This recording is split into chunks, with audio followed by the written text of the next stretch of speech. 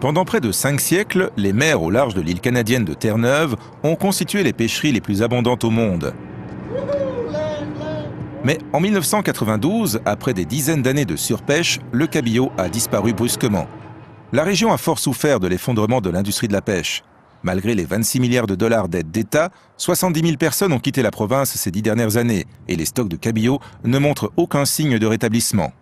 L'une des leçons tirées de l'effondrement du cabillaud est que les méthodes traditionnelles de mesure de la richesse, comme le produit intérieur brut, peuvent être trompeuses. Le PIB n'a aucun intérêt s'il s'appuie sur des ressources non durables, car il ne mesure pas le bien-être, mais le pouvoir de consommation disponible, par opposition aux revenus sur capital fixe. Le PIB est la mesure la plus connue des performances économiques dans le monde. Mais le PIB mesure toutes les activités économiques, la lutte contre le crime, les catastrophes naturelles et la destruction de l'environnement, qu'elles contribuent ou non au bien-être de l'individu ou au progrès de la communauté. Le PIB ne dit rien non plus de la distribution des richesses à travers une nation. Ces 10 dernières années, l'économie britannique a connu une croissance plus rapide que celle de la plupart des pays européens. Mais cette croissance n'a guère contribué à combler le fossé entre les riches et les pauvres.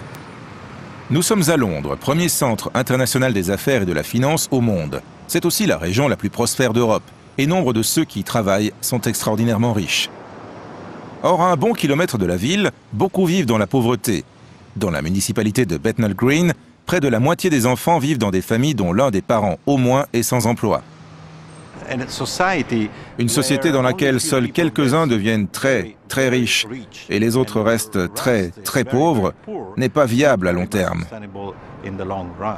Paradoxalement, bien que les pays occidentaux se soient considérablement enrichis ces 50 dernières années, de nombreuses personnes ne sont pas plus riches pour autant, et ceux qui ont réussi ne sont pas nécessairement plus heureux. La croissance ne profite qu'aux riches, pas aux gens ordinaires, des classes ouvrières. Pour eux, la situation se dégrade. Avoir de l'argent peut être source d'ennui. Il est clair que ça aide beaucoup, mais je ne crois pas que ça rende heureux. Professeur d'économie, Lord Richard Layard est l'auteur d'un best-seller intitulé en français « Le prix du bonheur ». Beaucoup vous diront que leur vie est de plus en plus compliquée et stressante. Il est évident que nous adorons un faux Dieu quand nous affirmons que presque tout est justifié dès lors que cela produit une augmentation du PIB.